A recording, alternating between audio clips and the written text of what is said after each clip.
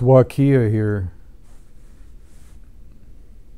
I thought I'd do a video on walking the Red Road and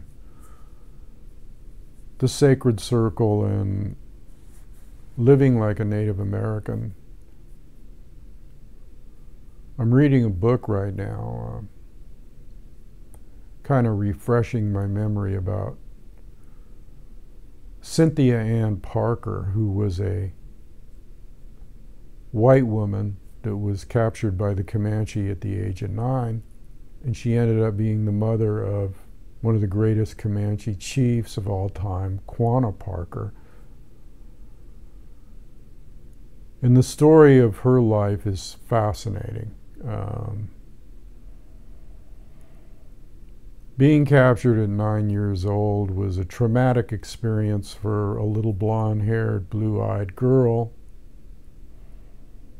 And she definitely was traumatized in the early stages, being as many of her members of her family were killed in a raid. So she was captured by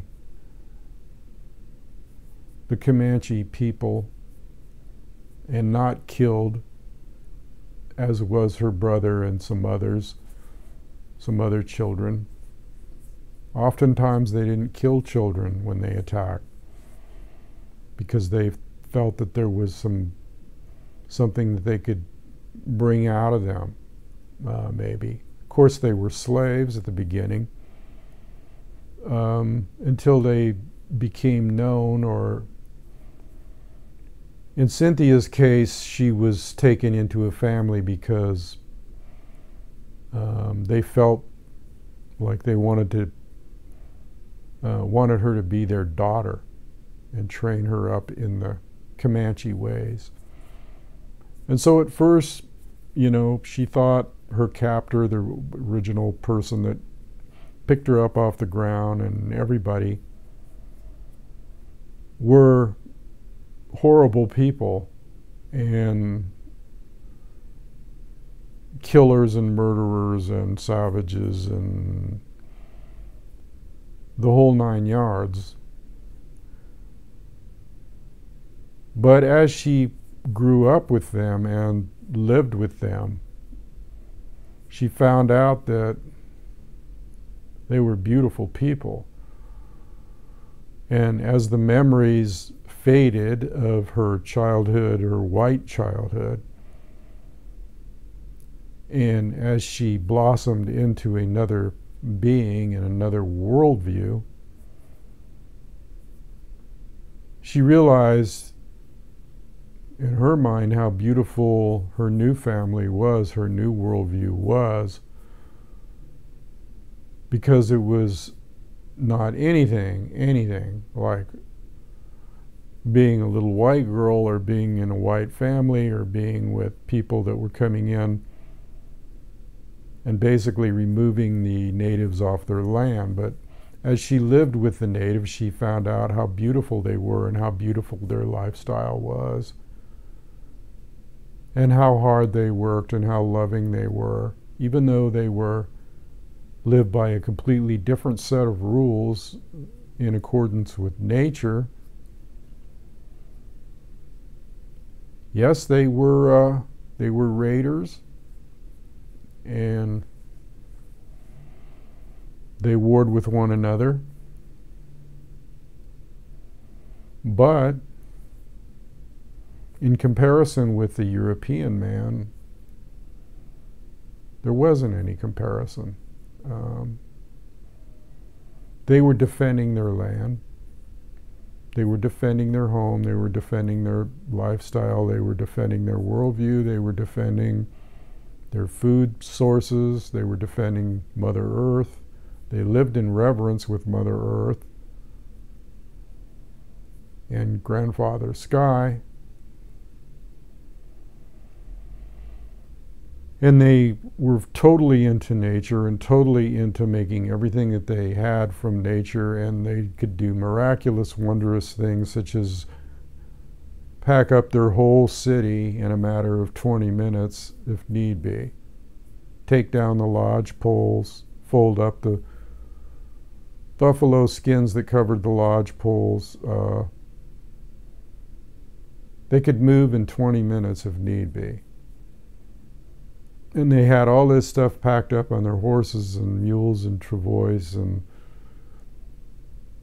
they could move to another place and have a whole new different worldview with another, a different stream and different buttes or mountains, and nomadic peoples. But they depended entirely upon nature, and they depended entirely upon nature's ways to live. And they were in complete harmony with it, whether they warred with one another or not. And their kind of wars weren't the kind of wars that we see today. Big difference. As she grew up with them, she learned to love them, and she learned to be part of the family, and she learned things that she would have never learned as a white girl and never experienced. She would see that when they made clothes, the women for the men, it would take hours and hours and hours, sometimes chewing on buckskin to make it soft. Scraping buffalo hides, stretching them taut and scraping for hours and hours and hours on one buffalo hide. And then putting a tanning process on it and a softening process, using the brains and other things from, grease from the animal, and making a beautiful soft floor for their lodges, or a furry floor like carpeting.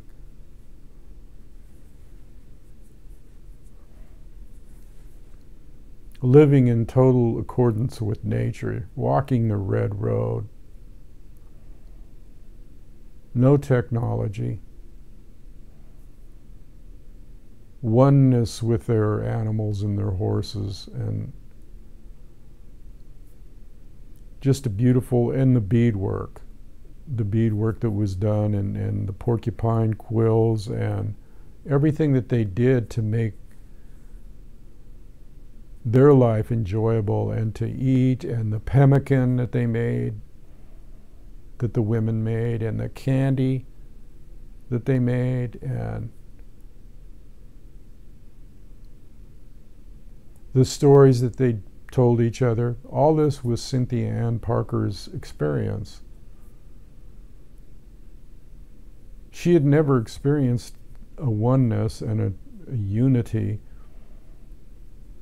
in a whole village, that was actually a family. You have to look at the whole village of lodges in the Comanche or any tribal way as a family. They all knew each other. They knew everyone's name. And they loved, they all loved one another. Of course they had their rivalries and their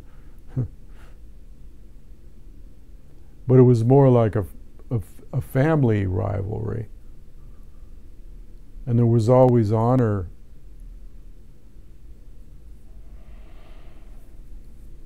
There was always honor and reverence, and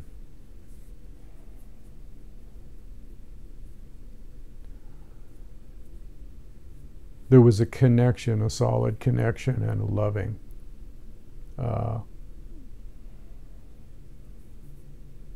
And the warriors were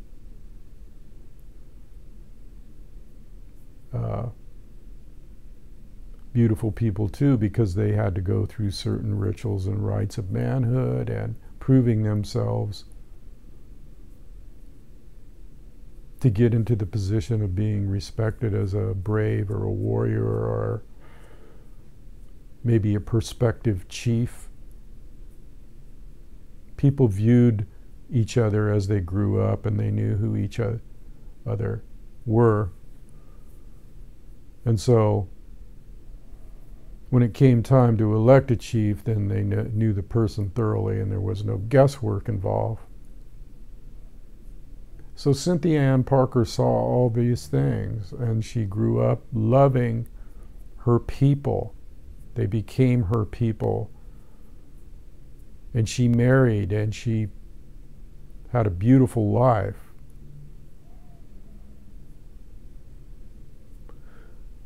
But later on, as the story goes, some rangers found out where she was. By this time she was like late 30s, early 40s, and they took her back to civilization. They took her back, they took her out of where she was and saved her. They saved her from the savages. And when she went back to the white civilization, she didn't know how to live. She missed her family. She cried. She wasn't next to nature anymore. She was with one of her uncles or one of her relatives that begrudgingly took her in. Because see, once you were with a native man, if you were a woman, or you were spoiled. You were looked at, people looked upon you as that you were garbage, refuse. Try living in a white man's world that had that viewpoint towards you after you lived with loving, caring, beautiful people that were all one family. I think the word family is very relevant. The family of man. And when you lived in smaller groups of people, and by small I mean like maybe 1,000 or 2,000 or less, and you traveled around and you all got to know one another, it was a big shock for her. And so she couldn't take it, and she ended up eventually succumbing to pneumonia because of her actually captive conditions. And see, I think the moral to this story is, where are we today? Well, we're in that captive white society. The European man, the manifest destiny. This is what we see now.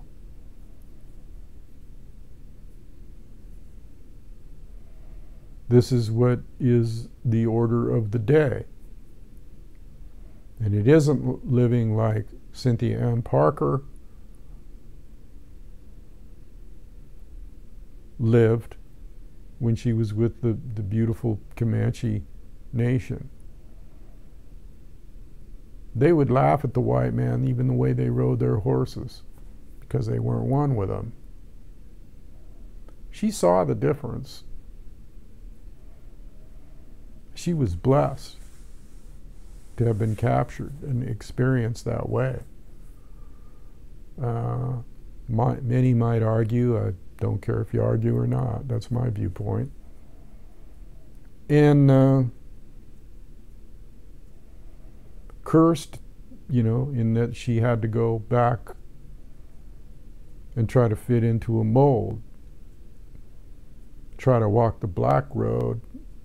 That's what natives call the black road and the red road. The red road is the good road, the black road is not a good road. Kind of what we're walking today as a people. The black road is being forced upon us, and when we're trying to walk the red road. So I just thought I'd tell that little story today. And